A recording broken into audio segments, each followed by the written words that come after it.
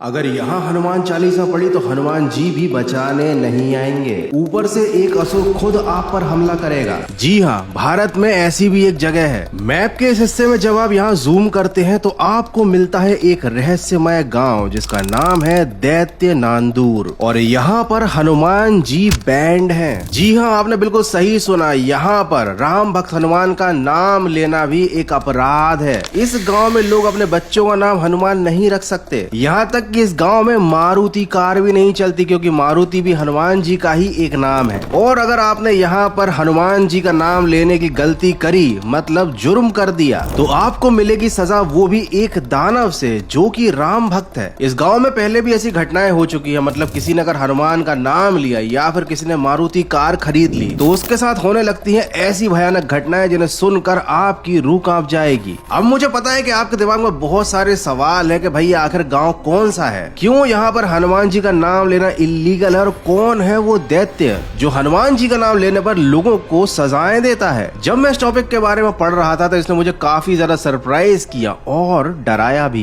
क्योंकि ये जो सच्ची कहानी है ना, ये आज के मॉडर्न जमाने से लेकर श्री राम जी के त्रेता युग तक जाती है। अपने घर में किसी का नाम भी मारुति नहीं रखता है, यानी हनुमान भी नहीं रखता है। मुंबई में, पूना में, जहाँ भी आदमी जाता है वहाँ पे जाके भी वो कभी हनुमान जी की पूजा नहीं करता, वो हमारे भगवान की पूजा करता है। लड़की की इधर शादी हो जाए तो यही पे इसी भगवान को पूजा करती है। हनुमान जी का कुछ चलता नहीं, पूजा नहीं, कुछ नहीं रहे हैं, लेकिन हनुमान जी आपको कहीं नहीं नजर आएंगे। आप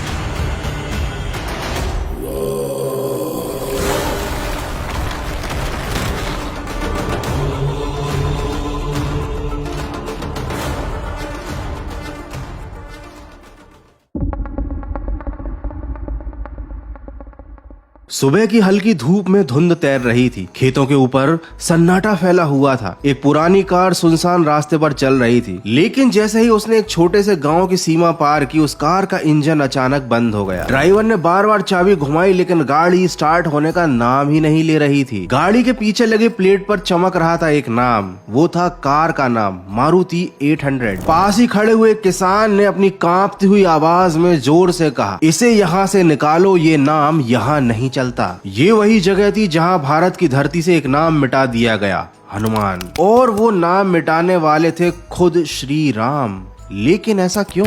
महाराष्ट्र के अहमदनगर जिले में बसा ये गांव दैत्य नांदूर कहलाता है। ये एक ऐसा स्थान है जहां पर लोग किसी देवता की नहीं बल्कि एक दैत्य की पूजा करते हैं, जिसका नाम है निम्बा दैत्य। और ये है उनका वह मंदिर। मिट्टी और पत्थर से बने इस मंदिर के भीतर निम्बा दैत्य की मूर्ति रखी है। लाल चेहरा, बड़ी आंखें और माथे पर सफेद भस्म की 3 रेखाएं। दरवाजे पर पीले फूल सजे हैं और अंदर घी का दीपक जल रहा है। मंदिर की दीवारों से राख की महक आती है और हवा में एक अजीब सी गंभीरता फैली हुई है। ये है वही जगह जहाँ पर ना हनुमान का नाम लिया जाता है, ना ही उनका जिक्र होता है, और ना ही किसी घर में होती है उनकी पूजा। गांव की गलियों में आपको कोई भी हनुमान जी का मंदिर नहीं दिखेगा, और ना ही कभी भी आपको जय हनुमान की आवाज सुनाई देगी। यहाँ दीवारों पर लिखा होता है जय निम्बा देवता महाराज। दुकानों के बोर्ड पर भी यही नाम, यही विश्वास। यहाँ पर कोई भी अपने बच्चे का नाम हनुमान या मारुति नहीं रखता, और उसके पीछे रीजन ये है कि ऐसा करने से उस इंसान के साथ या फिर उसके परिवार के साथ बहुत ही अजीब, डरावनी घटनाएं होने लगती हैं। ऐसी कई कहानियां इस गांव में प्रसिद्ध है, जहां हनुमान का नाम लेते ही कोई अनजानी डरावनी शक्ति इंसानों को आसमान में उठाकर नीचे फेंक देती है। और लिटरली ये बहुत ही ज्यादा शॉकिंग भी है और इंटरेस्टिंग भी, और इसके बारे में मैं अब आपको आगे बताऊंगा। तो बेसिकली इस गांव में हनुमान का नाम ना लेना एक नियम बन चुका है। यहाँ की मिट्टी है राम भक्त दैत्य की, और इसीलिए इस धरती पर किसी और की आराधना नहीं होती। अब सवाल आता है कि आखिर कौन थे ये राम भक्त दैत्य जिसने यहाँ से राम के परम भक्त हनुमान का नाम मिटा दिया? और इन सभी सवालों का जवाब हमें मिलेगा इसी गाँव के इतिहास में। यहाँ पर कई ऐसी भयानक और डरावनी घटनाएं हो चुकी है जिन्हें समझाया ही नहीं जा सकता। उदाहरण के लिए कई साल पहले यहाँ पर एक मजदूर काम करने आया था, और उस मजदूर का नाम हनुमान था। जब वो इस गांव में काम करने आया तो यहाँ के लोगों ने उसको समझाया कि जब तक तुम भैया यहाँ पर काम कर रहे हो अपना नाम बदल लो, क्योंकि ऐसा नहीं करने से तुम्हारा नाम लेने वालों के साथ भी बड़ी दिक्कत होगी और तुम्हारी भी जान को खतरा है। लेकिन इस मजदूर ने किसी की एक ना सुनी और वो अपने काम में लगा रहा। उसे इस बात पर विश्वास ही नहीं था कि भैया मेरे नाम की वजह से मेरी जान को खतरा कैसे हो सकता है। है। वो आराम से कुछ दिनों तक अपना काम करता रहा, लेकिन एक दिन अचानक उसके साथ कुछ अजीब घटना हुई। शाम का समय था, वो एक गड्ढे के पास काम कर रहा था, तभी अचानक पता नहीं कैसे वो गायब हो गया। लोगों ने उसे ढूंढने की बहुत कोशिश की, कई लोगों ने गड्ढे के पास जाकर आवाज लगाई, लेकिन कोई भी डर की वजह से उसका नाम नहीं ले रहा था। लेकिन काफी देर आवाजें लगाने के बाद भी जब कोई रिप्लाई नहीं आया, किसी को पता ही नहीं चला कि वो आदमी गया कहाँ, या वो गड्ढे के अंदर भी गया तो क्या वो ठीक ठाक है, तो एक इंसान ने हिम्मत करके उसका नाम लिया। उस इंसान ने कहा, हनुमान क्या तुम ठीक हो? और बस यहीं से हुई गड़बड़ की शुरुआत। एक अनजानी शक्ति ने उस मजदूर को गड्ढे से बाहर फेंक दिया। वो हवा में उड़ता हुआ बाहर आया और उसके बाद उसे जमीन पर पटक दिया गया एक अदृश्य शक्ति के द्वारा। ये नजारा देखकर सभी गांव वाले डर गए। आधे से ज्यादा गांव वाले जो उस गड्ढे के आसपास एकत्रित हुए थे, उनमें से कुछ तो अपने घर में जाकर छिप गए। ऐसा लग रहा था मानो उसका नाम पुकारने से किसी ने गुस्से में उसे उठाकर पटक दिया हो। और आगे चलकर चीजें और ज्यादा डरावनी हो गई। वो मजदूर हनुमान बाहर तो आ गया गड्ढे से, लेकिन वो पहले जैसा नहीं रहा। वो काफी ज्यादा अजीब और डरावनी हरकतें करने लगा था। कभी वो बहुत तेज चिल्लाता, कभी रोने लगता, कभी मिट्टी खाने लगता, कभी अचानक गड्ढा खोदने लगता बिना किसी कारण। ये हरकतें बहुत ही अजीब और डरावनी थी और इन सब की वजह से पूरे गांव में उस मजदूर का भी डर फैलने लगा। अब गांव वालों ने इस प्रॉब्लम का सलूशन निकाला। वो ले गए उसको निम्बा दैत्य के मंदिर में और वहां ले जाकर थोड़ी पूजा पाठ करी, माफी वगैरह मांगी कि हमसे गलती हो गई, हमने हनुमान जी का नाम ले लिया। और फिर उसके बाद इस मजदूर को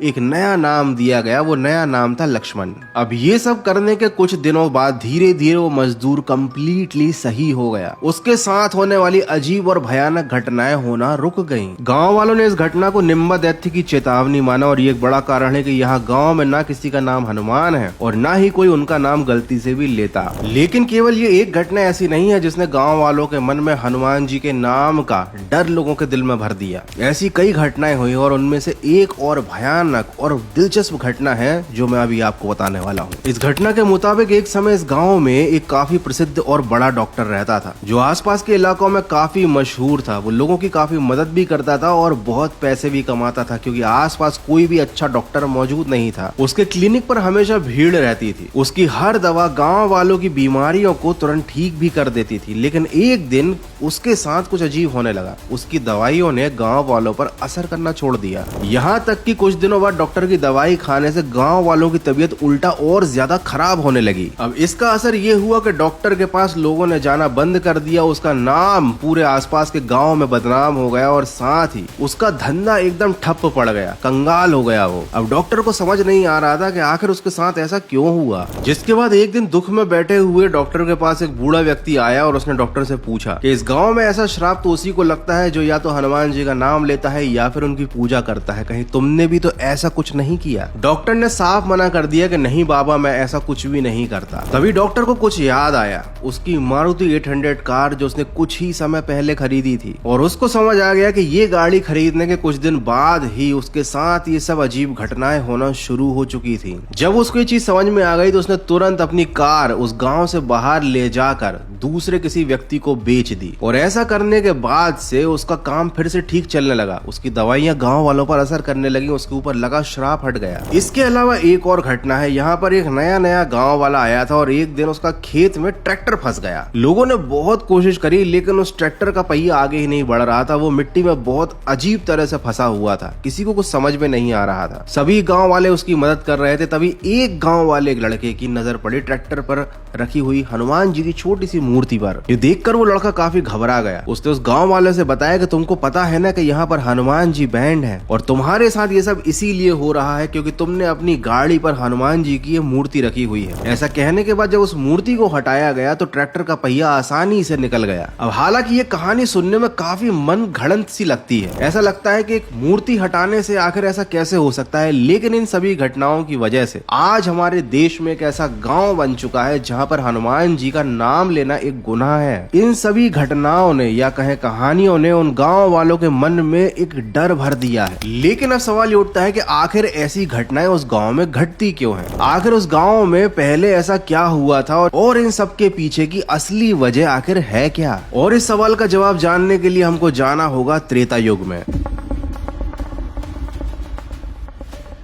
कहते हैं हर आस्था की जड़ में एक कहानी होती है और हर कहानी की गहराई में एक सच्चाई छुपी होती है। दैत्य नांदूर की कहानी भी कुछ ऐसी ही है। ये कहानी शुरू हुई थी त्रेता युग में। उस समय ये पूरा इलाका रामायण के सबसे बड़े और भयानक असुरों से भरे जंगल दंडकारण्य का हिस्सा था, जहाँ पर बड़े बड़े पेड़, चमकते झरने और असुरों की डरावनी गुफाएं थी। यहाँ कोई भी इंसान जाने से भी डरता था, क्योंकि ये दैत्य किसी भी इंसान या जानवर को अपना शिकार बना लेते थे, बस एक दैत्य को छोड़कर। कहा जाता है कि जब भगवान राम वनवास के दौरान इस क्षेत्र से गुजरे, तब यहाँ एक दैत्य रहता था जिसका नाम था निम्बा। जन्म से राक्षस पर हृदय से राम का भक्त। उसका शरीर विशाल था लेकिन मन कोमल। वह हर दिन सूर्योदय से पहले राम का नाम लेता और अपने शरीर पर भस्म लगाकर ध्यान करता। उसकी भक्ति इतनी गहरी थी कि जंगल के जानवर भी उसकी आरती सुनकर शांत हो जाते थे। और एक दिन इसी जंगल में कुछ ऐसा हुआ जिसने यहाँ की पूरी कहानी बदल कर रख दी। कहा जाता है कि एक दोपहर जब निम्बा दैत्य राम का नाम जप रहा था, उसी समय पवन पुत्र हनुमान वहाँ पहुँचे। वो सैकड़ों मील दूर तक उड़कर फल और जड़ी बूटियां लाते थे ताकि सीता माता को खोजते समय प्रभु राम और लक्ष्मण की सहायता कर सके।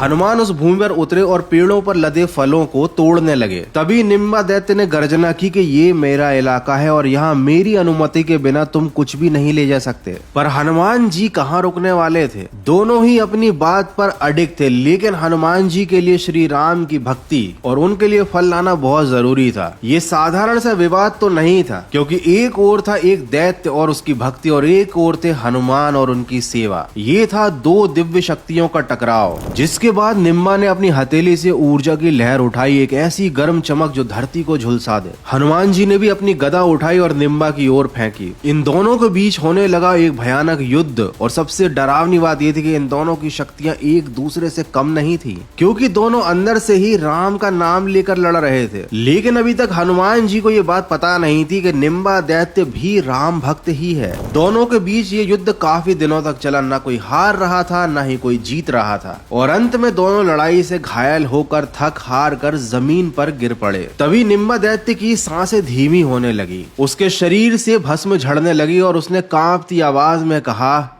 हे राम। उस एक शब्द के साथ हवा ठहर गई। हनुमान जी ने अपने हाथ से गदा तुरंत छोड़ दी, क्योंकि वो समझ गए थे कि वो जिससे लड़ रहे हैं वो दिखने में दानव क्यों ना हो, पर अंदर से वही राम का सच्चा भक्त है। और इसके बाद जो पूरा वातावरण ठहरा हुआ था अचानक से शांत हो गया। दिव्य अवतार में खुद भगवान राम वहाँ पर प्रकट हुए, जो दोनों भक्तों की हालत देखकर काफी दुखी थे। हनुमान और निम्बा दैत्य दोनों ने जब श्री राम को देखा तो दोनों उनके चरणों में गिर गए। इसके बाद राम ने आगे बढ़कर निम्बा दैत्य और हनुमान के सिर पर हाथ रखा और निम्बा दैत्य से बोले, तुम राक्षस होते हुए भी मेरे नाम का स्मरण करते हो और तुम्हारी भक्ति सच्ची है। निम्बा दैत्य की आंखों से ये सुनकर आंसू गिरने लगे। उसने श्री राम से कहा, प्रभु मैं आपका भक्त हूँ, पर जब भी आपके भक्तों का नाम लिया जाता है तो सिर्फ हनुमान का नाम सबसे पहले आता है। हर कोई हनुमान को आपके भक्त के रूप में जानता है और पूजा करता है। मैं भी चाहता हूँ कि मुझे भी आपके भक्त के रूप में पूजा जाए। फिर भगवान राम ने अपना हाथ उठाया और कहा, आज से ये भूमि निम्बा दैत्य को समर्पित होगी। ये क्षेत्र उसका होगा और उसी का नाम यहाँ पर लिया जाएगा। ये मिट्टी उसी के नाम से जानी जाएगी। हनुमान जी ने ये सुनकर भगवान श्री राम को प्रणाम किया और वो मुस्कुरा दिया और कहा, उन्होंने प्रभु जैसी आपकी इच्छा, और मुस्कुराकर बोले कि प्रभु जहाँ आपकी इच्छा है वहीं धर्म है। कहा जाता है उस समय निम्बा दैत्य की आंखों से आंसू गिरे। उन आंसुओं में राख घुली थी और इसकी वजह से इस गाँव की मिट्टी का रंग हमेशा के लिए बदल गया। तब से ये भूमि कभी हरी नहीं हुई। यहाँ मिट्टी में हमेशा भस्म की झलक रहती है, मानो किसी पुराने युद्ध की याद अभी भी